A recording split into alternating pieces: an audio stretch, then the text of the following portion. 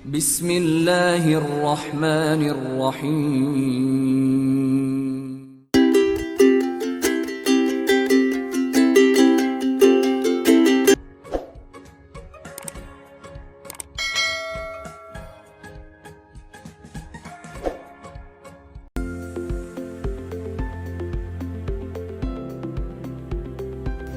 Salam dan bahagia Ibu dan Bapak Guru. Pada materi yang lalu, kita telah mengetahui penyebab di balik perubahan kurikulum.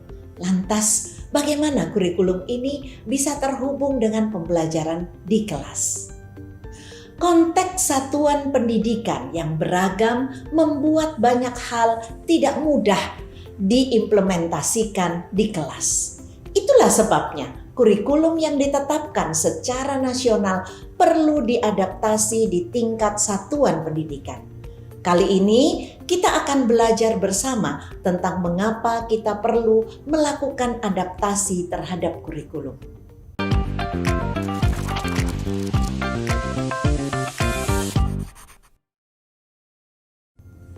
Ibu dan Bapak Guru, mari kita lihat lingkungan di sekitar sekolah. Di mana sekolah kita berada? Apakah di tepi pantai? Apakah di tengah-tengah perkebunan? Apakah di tengah perkotaan yang padat penduduknya? Setahun belakangan, perubahan apa saja yang terjadi di sekitar sekolah? Apakah ada bangunan yang baru didirikan? Apakah ada hal-hal yang mengubah kehidupan guru dan murid di sekolah? Keadaan sekolah dan sekitar kita memang berbeda-beda. Murid kita pun berbeda-beda. Bisa jadi pembelajaran yang paling berhasil untuk masing-masing murid juga tidak sama. Ada perbedaan lingkungan dan ekosistem sekolah.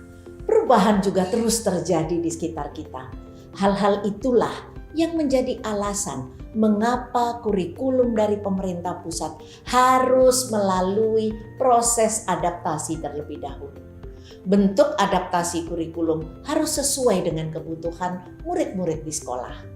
Ini bisa diterjemahkan dalam kurikulum operasional satuan pendidikan. Agar memudahkan, kita singkat saja KOSP. Ibu dan Bapak Guru, yuk kita simak cerita ini. Pak Herianto adalah kepala sekolah SDN Gunung 01. Sekolahnya terletak di tengah perkebunan kopi di kaki gunung. Selama ini, beliau belum memahami pentingnya mengadaptasi kurikulum. Biasanya, beliau dan rekan-rekan guru hanya mengajar sesuai dengan apa yang ada di buku teks. Suatu ketika, Pak Herianto melihat rekan gurunya mengajar IPAS tentang ekosistem. Guru tersebut menggunakan contoh dalam buku teks untuk menjelaskan tentang ekosistem. Ia menggunakan hewan-hewan yang ada di laut melalui gambar-gambar dalam buku. Pak Herianto kemudian berpikir tentang letak sekolah di tengah perkebunan. Beliau mendengar suara jangkrik dan cuitan burung. Beliau juga ingat bahwa murid-muridnya sering melihat ular saat ikut orang tuanya di kebun.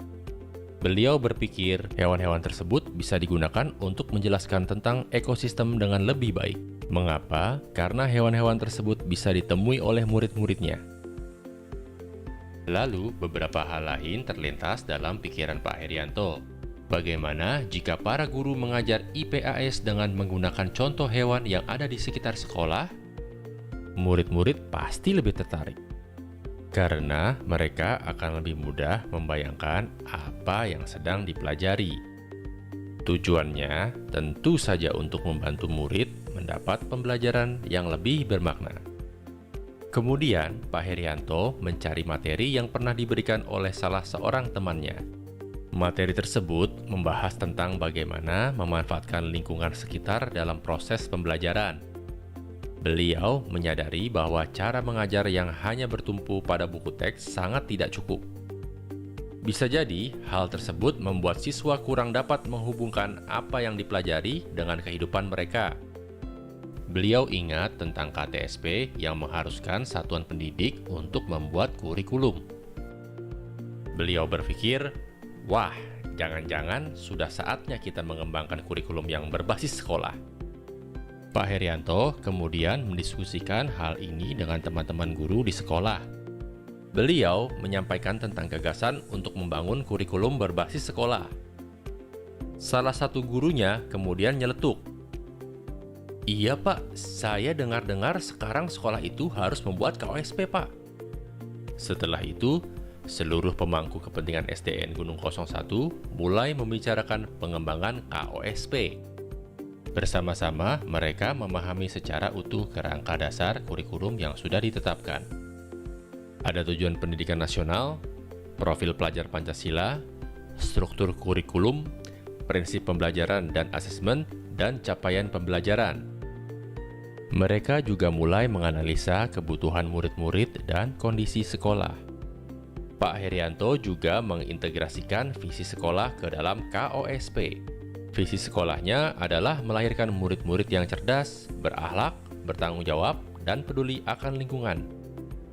Pak Herianto semakin yakin, seandainya pelajaran IPAS menggunakan pembelajaran yang telah disesuaikan, pasti akan memberi pemahaman yang lebih bermakna bagi para murid. Misalnya, dalam pembelajaran IPAS mengenai ekosistem. Pak Herianto dan rekan-rekan guru akan meminta murid melakukan observasi langsung terhadap hewan yang ada di sekitarnya. Murid-murid juga akan diajarkan tentang bagaimana kaitan kehidupan sehari-hari dengan kelangsungan ekosistem yang harus terus dijaga.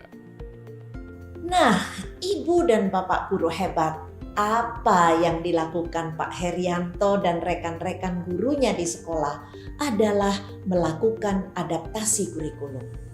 Caranya adalah dengan merancang KOSP. Bisa jadi penerjemahan kurikulum tidak hanya dipengaruhi oleh faktor geografis, tetapi juga faktor budaya dan sosiologis. Kurikulum operasional untuk murid-murid di daerah pertanian berbeda dengan kurikulum operasional di daerah pariwisata. KOSP adalah dokumen hidup, sehingga KOSP dapat disesuaikan dengan kebutuhan murid.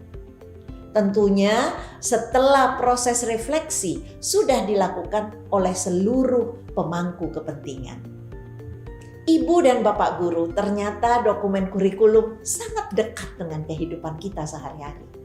Bahkan kita bisa turut mengembangkan dan menyesuaikan demi mencapai tujuan pendidikan. Kita juga bisa memenuhi kebutuhan murid-murid yang memiliki keunikannya masing-masing. Keanekaragaman latar belakang dan kemampuan murid adalah tolak ukur adaptasi KOSP. Tujuannya adalah untuk memastikan bahwa setiap saat murid akan berkembang sesuai dengan zamannya. Mari kita mulai dengan bersemangat untuk terus belajar. Salam dan bahagia Ibu dan Bapak guru.